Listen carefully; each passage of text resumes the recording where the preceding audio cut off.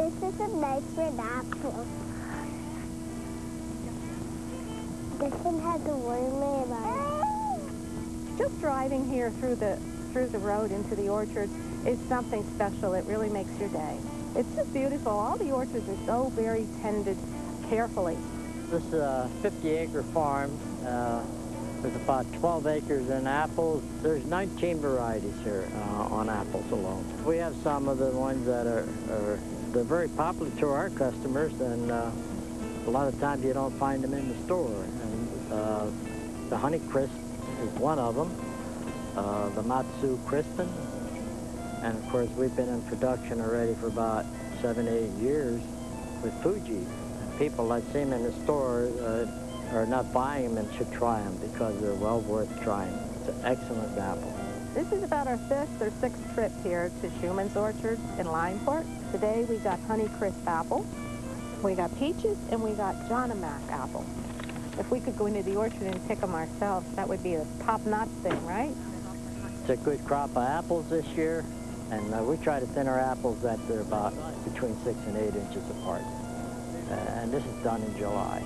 As far as color goes, what we like to see is sunny days and cool nights, so we get more color, and that's happening pretty good right now. So, and these apples right here are going to have nice color until they're ready. You can always cut an apple in half and check the seeds if they're all nice and brown. It's about ready to go, or a green tint around the edge. It should stay a little bit yet. I have 2 fellows that do most of the picking, and they bring up a couple trailer loads in a day. This grater here is a grater, it's a washer and a sorter. So he's putting the apples on now that come out of the orchard. They go in to get washed. And it goes down on the packing table and sorts out the different sizes. Our apple cider we make over at Bauman's in Sessimansville. The business has been in my family since 1892 when my grandfather bought the cider press. This is a big apple growing area still, and we have a lot of custom business like Mr. Shuman, who comes every week, at least once or twice a week during the apple season, and brings his apples. What we mainly use for cider is the apples that are too small, or there might be a slight blemish on the apple, just on the skin. This cider here has about 6 different varieties of apples in it, and the more varieties of apples that you have, the better the blend of cider you're going to get. We first ground the apples up. They went up the conveyor. They got washed as they were going up the conveyor. There's a grinder at the top, and that grinder grinds them into a fine mash so that the juice can be released and come out easily.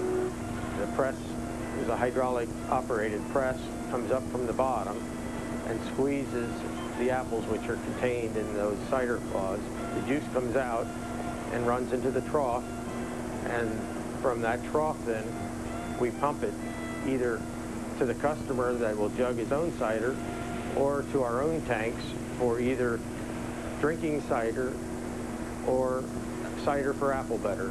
Today we're cooking a variety of things. We're starting on some apple butter because the apples are at the beginning of the apple season. Once we put the whole apples into the barrel, we put in 5 bushels of whole apples.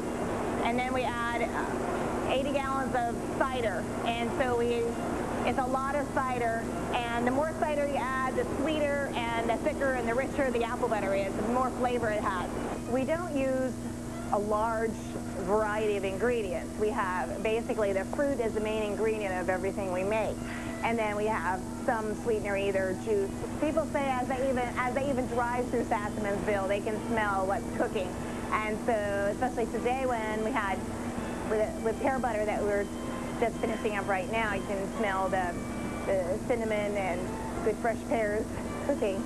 And it always does smell really good. And most people in the area actually grew up with apple butter on the table practically every meal, and that was the staple. The Pennsylvania Dutch area. But now there's so many other fruit butters, and every couple of years we bring out a different flavor. And I still like the old standbys.